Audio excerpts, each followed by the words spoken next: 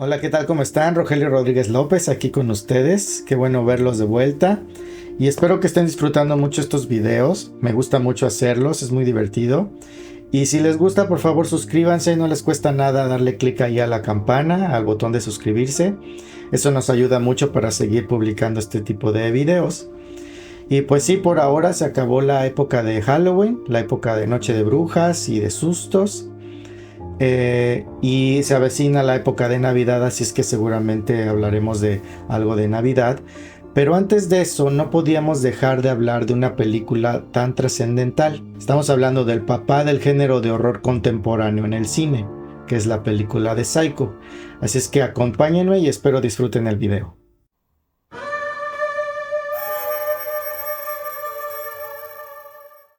Para finales de los años 50, el ya renombrado director Alfred Hitchcock estaba terminando su película North by Northwest, y en ese entonces ya se encontraba buscando qué producción iba a hacer después. Se entera de una novela de Robert Bloch, la novela de Psycho, Psicosis. En ese entonces está buscando el libro, lo consigue y lo logra leer en un vuelo que toma de regreso de Londres a los Estados Unidos. Al llegar a Estados Unidos habla con su gente y les dice: este es el proyecto que vamos a hacer. En ese entonces él se encontraba aún en contrato con Paramount Pictures. Tenía una película más por hacer con ellos y les muestra la propuesta de hacer Psicosis, Psycho. A Paramount Pictures no les agrada mucho la idea, creen que va a ser un proyecto fallido, de modo que le ponen muchos peros y le dicen que no tienen cómo financiarla y que incluso todos sus sets o todos sus foros están llenos, siendo que no era cierto, que tenían espacio porque no estaban muy ocupados. Pero era la manera de ponérsela difícil. Hitchcock les regresa con una propuesta para ellos y les dice que él puede financiar la película con su propia compañía, Shambly Productions, y la filmaría en los foros de Universal, porque él ya estaba en pláticas de irse a Universal. Pero sería aún distribuida la película por Paramount Pictures. A lo que Paramount Pictures dice: ok, sí está bien, le dan chance de hacerlo. De modo que se vuelve en esta película muy curiosa en la que es producida por una compañía, financiada por una compañía, es filmada en otro estudio y distribuida por otro estudio. Hitchcock traía la idea de hacer la película con un presupuesto mucho menor al $1,000,000, algo que era inconcebible para una producción con el nombre de Hitchcock. Ya hacía producciones muy grandes. Hablaba mucho de las películas que se hacían en otros lados, que eran de muy poco presupuesto, que resultaban no muy buenas y que en taquilla resultaban tener muy buenas ganancias. De modo que él traía esa idea en la mente de qué tal que una película del mismo modo, con poco presupuesto, la hiciera a alguien muy bueno como él. Entonces era una especie de reto que traía y de experimento que quería hacer. La quería filmar en blanco y negro, siendo que era una película muy sangrienta y no quería que fuera tan visceral. Entonces, al hacerla a blanco y negro, eso iba a diluir eso un poco. Y también pensaba utilizar su crew o a la gente, a su staff, de la serie de televisión que tenía, de Alfred Hitchcock Presenta. De modo que eso iba también a bajar mucho los costos. La mayoría de la película la haría en foro, porque ahí puede tener un control total. Él era un gran amante de filmar en foro, porque él podía controlar todo ahí. Filmar en locación lo odiaba, porque siempre había ruido y era muy difícil controlar todas las variables que pueden existir en una locación. De modo que la mayoría de la película se filma en foro, solamente una secuencia es la que se logra filmar en una locación, que es en el lote de autos en donde el personaje llega a vender el auto. James Cavanagh era un escritor que ya había trabajado antes con Hitchcock, y él es el que se dedica a darle el primer draft o la primera entrega del guión a Hitchcock. Sin embargo, cuando la ve, no le gusta nada, siente que es muy aburrido y muy monótono el guión. De modo que empieza a buscar otros escritores. Joseph Stefano era un escritor muy joven, y su agente le insiste en ir a hablar con Hitchcock para poder trabajar con él en la película de Psycho. Hitchcock no acostumbraba a trabajar con gente joven, de hecho se resistía mucho a ello. Y Joseph Stefano tiene que hacer una labor de venta para poder convencer a Hitchcock de darle el proyecto y que él escribiera el guión. Se presenta con él y le platica un poco el tipo de acercamiento que tendría a la historia, Y lo que atrapa a Hitchcock es la idea que él tiene de empezar con una perspectiva con el personaje de Marion Kane y matarlo a la mitad de la película. Eso le atrae mucho a Hitchcock porque le muestra otro reto que cree que puede hacer funcionar muy bien la película. De modo que le da luz verde a Stefano y empieza a trabajar en el guión. Vamos a platicar un poco la historia. Desde ahorita les cuento, la historia tiene muchos twists, de modo que va a haber muchos spoilers dentro de este video, si es que no la han visto. Pero aún así, sabiendo todo eso, es muy recomendable ver la película aunque uno sepa lo que va a pasar o de qué se trata o quién es quién. El reparto está constituido por Janet Leigh en el papel de Marion Kane, Anthony Perkins en el papel de Norman Bates, Vera Miles en el papel de Lila Crane, la hermana de Marion Kane, y John Gavin en el papel de Sam Loomis.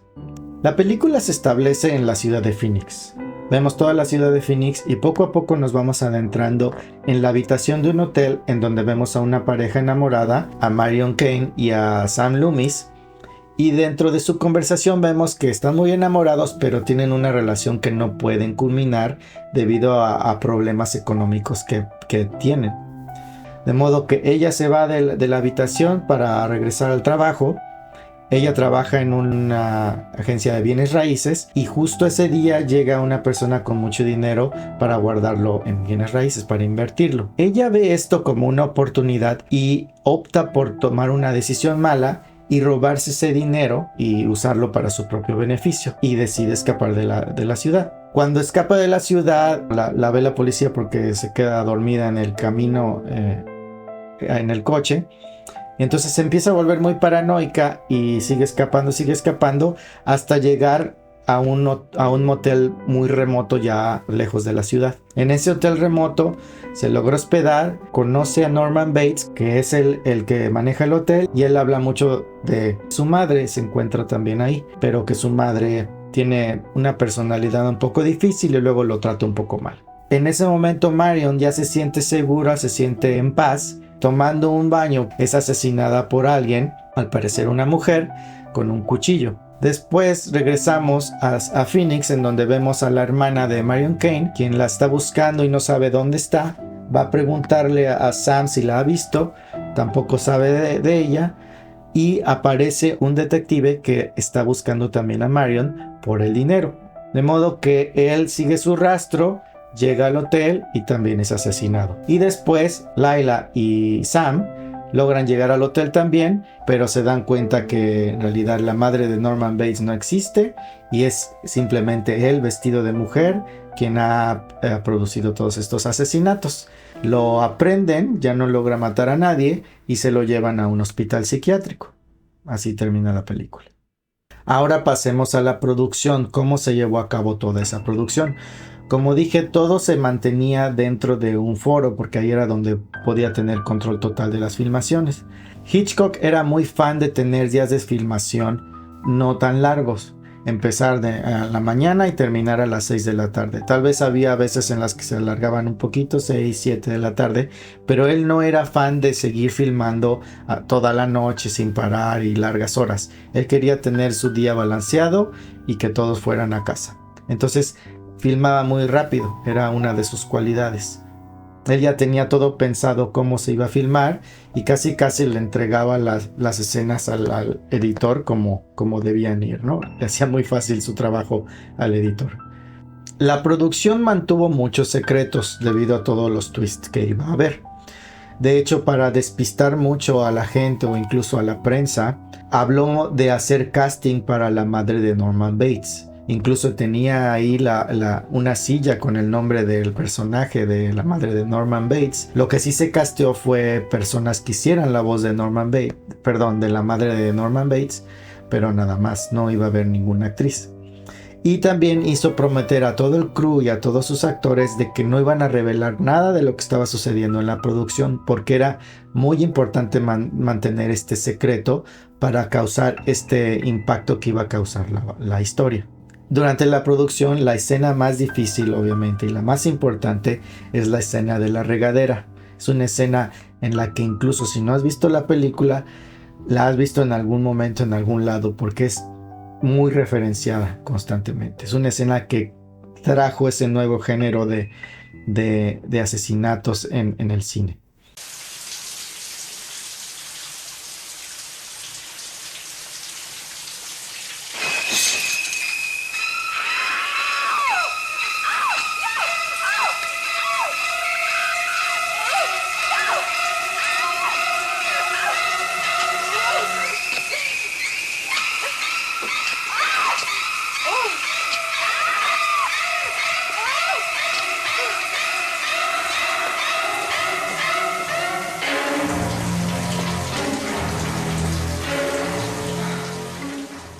La escena tenía que ser muy bien planeada porque en ese entonces no se permitía sacar nada de desnudos en una película. De modo que fue la primera película que contrató a una modelo de desnudos. Todo eso para tenerla en el set y poder planear perfectamente los encuadres que iban a tener.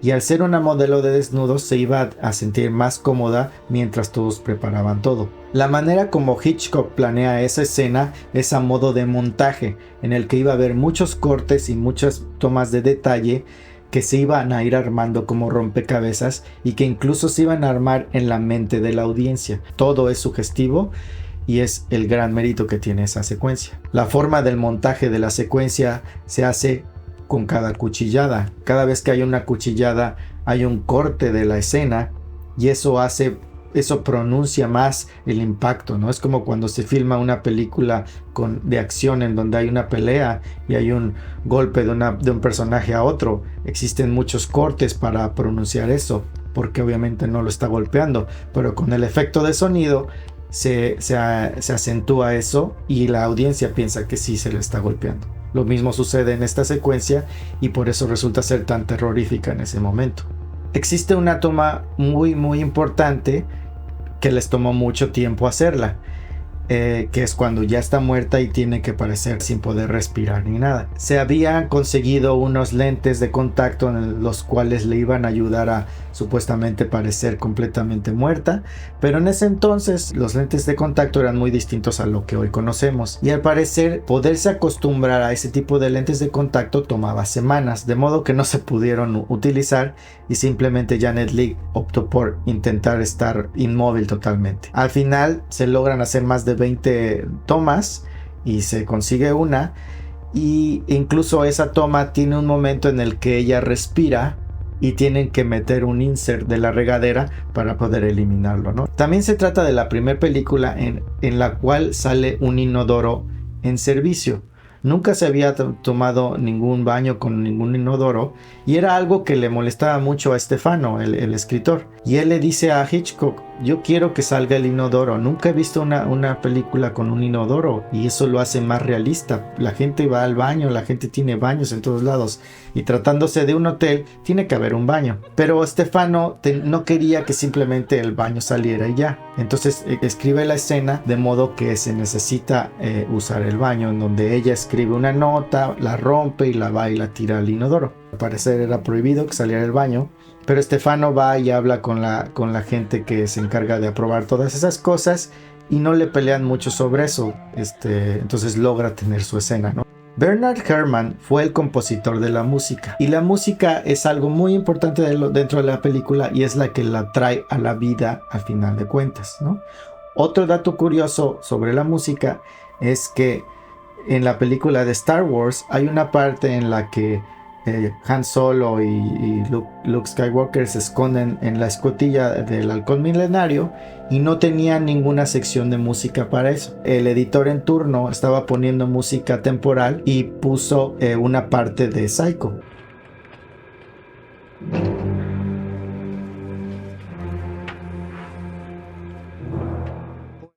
John Williams, que fue el músico de Star Wars, era amigo de Bernard Herrmann y cuando escucha eso mantiene esa música y obviamente la compone con su propia orquesta, utilizando las 3 mismas notas que se ocuparon ahí en son de homenaje para Bernard Herrmann. Algo muy tradicional dentro de las películas de Hitchcock eran sus clásicos cameos. Unos cameos que cada vez se convertían en algo más difíciles de hacer porque él ya se había convertido en una persona muy reconocida. él pensaba que lo mejor para Psycho era poder salir en una escena lo antes posible y no a la mitad de la película, digamos, ¿no? Primero era para no provocar una distracción en la audiencia, y otro porque después en la película era más difícil que hubiera personas extras en la historia, ¿no? Ya cuando se trataba de toda la historia en el Motel Bates. Hitchcock siempre estuvo interesado en las perversiones humanas y quería demostrar que todos somos humanos y por más que seamos la persona más inocente podemos cometer malas acciones, como por ejemplo en el personaje de Marion, que termina robándose el dinero simplemente por un impulso, ¿no? Siendo una persona buena, termina decidiendo hacer algo malo, ¿no? Hitchcock se dedica a manipularnos constantemente en la historia. Nos manipula de una forma en la que empezamos viendo una película que al parecer es una historia de amor, de dos enamorados. Después nos vamos nada más con ella, roba el dinero y empieza a hacer una película como de persecución, como un thriller. La matan a ella, se convierte en una película de horror. Después la están buscando los detectives, se convierte en una película de detectives, para después el desenlace revelar de qué se trata Norman Bates y sacar este tipo de trastorno que tiene, ¿no? Nos lleva de esa manera, pero siempre nos va llevándole la mano y nunca nos perdemos. Y eso es lo que nos mantiene completamente enganchados en la película. Durante la película hay una constante presencia de pájaros. Pájaros disecados, pájaros en cuadros o en pinturas. Durante esa escena en la que existe una conversación muy larga entre Marion y Norman, es cuando vemos ese juego de composición de los pájaros y cómo cada personaje toma la posición de ese pájaro de rapiña o ese ave de presa, ¿no? E incluso vemos la presencia de Norman Bates entre esta dualidad de ave de presa o ave de rapiña, entre el bien y el mal, entre el hacer daño o estar en paz. Él habla de los pájaros también, de cómo le gusta disecar pájaros porque los ve como unos seres con mucha paz, ¿no? Entonces tiene esa dualidad constantemente. En el momento que él espía a Marion y la ve desvestirse para irse a bañar, es cuando toma la decisión de irla a matar porque la desea, ¿no? Es una especie de castigo que él mismo se da con la dualidad de personalidad que él tiene al ser la madre, ¿no? A la madre que lo restringe de todas esas cosas, y él, por hacerle honor a esa madre, opta por ir a matarla, ¿no?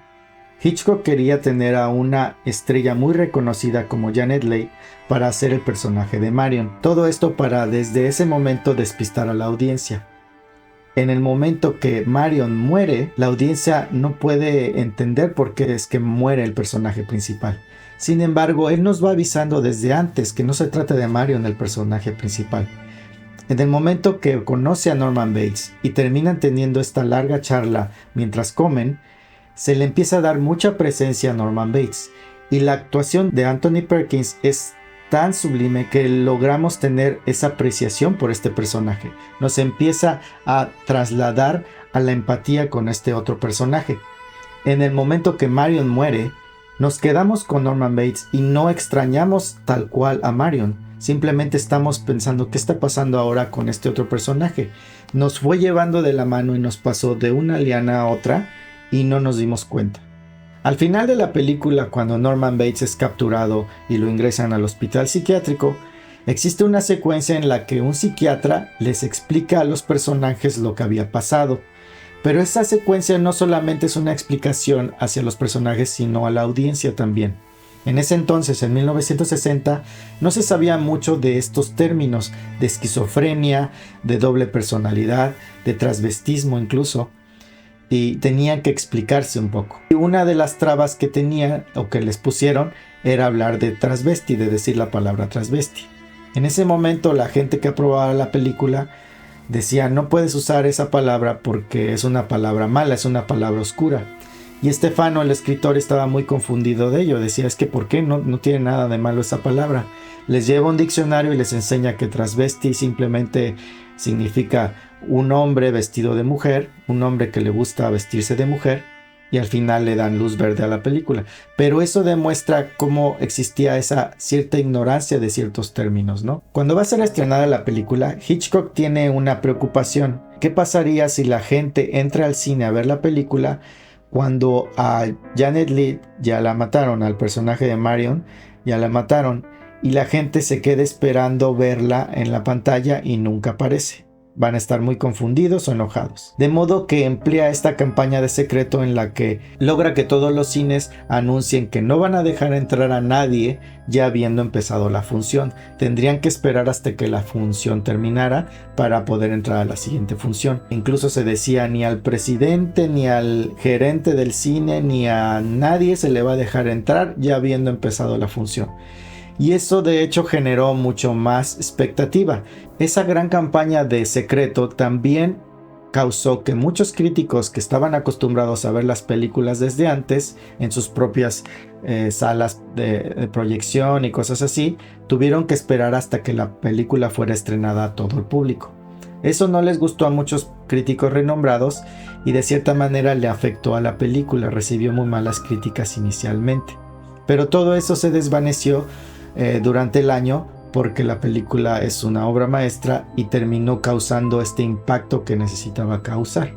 La película termina realizándose con un presupuesto de $807,000 y termina recaudando $50 millones.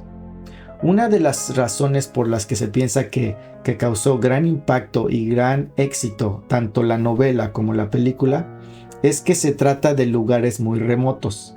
Y posiblemente la gente piensa que al haberse sucedido en un lugar remoto, necesariamente tuvo que haber sido basado en la realidad. De modo que eso causa más atracción. Psycho es el padre del género de horror contemporáneo. Me refiero a que antes el horror estaba muy anclado a los monstruos, a las cosas fantásticas. Y Psycho lo que genera es traer ese horror a una parte más humana. El humano mismo es quien genera ese horror. El monstruo mismo es el humano. Genera una especie de glamour a este ser sociópata o psicópata que mata gente, a un humano que mata gente y que puede provocarnos tanto temor, pero a la vez tiene tanto carisma que puede ser un poco atractivo, gracias a esa actuación magistral de Anthony Perkins. Es la película madre de los slashers, que aunque el género de slashers aún no estaba definido, se viene a definir después con Texas Chainsaw Massacre y a consolidar con Halloween, pero Psycho es el que genera esta nueva chispa de un subgénero más. Obviamente genera también secuelas como todas las películas que resultan ser un éxito, pero ya las secuelas empiezan a ser ya de otro índole como normalmente sucede, e incluso tiene un remake en el que Gus Van Sant hace la película casi una copia fotostática de la película original de Hitchcock, nada más que hecha a color. La película de Psycho no solamente es trascendental para el género de horror, sino para el cine en general. El tipo de narrativa que se utiliza es de una manera perfecta, en la que nos lleva en la historia Hitchcock y nos va manipulando poco a poco. Cada movimiento de cámara, cada movimiento de los personajes, cada elemento en el cuadro de la cámara o cada composición son por algo, y todo eso sirve para decirnos exactamente hacia dónde voltear, a quién seguir o incluso qué sentir. Nos manipula de una manera tan audaz Hitchcock que ni siquiera nos damos cuenta. Y es por eso que es un gran recorrido esta película y salimos muy satisfechos al terminar de verla. De modo que es muy recomendable, es una obra maestra y nunca me cansaré de seguir viéndola. Y sin más, pues llegamos al final de este video. Espero les haya gustado mucho. Por favor, si les gustan, denle click ahí a la campanita, suscríbanse, eso nos ayuda mucho para seguir haciendo estos videos. Y estén pendientes para todo lo que viene. Se vienen cosas muy buenas. Y pues muchas gracias por todo y que estén muy bien. Hasta luego.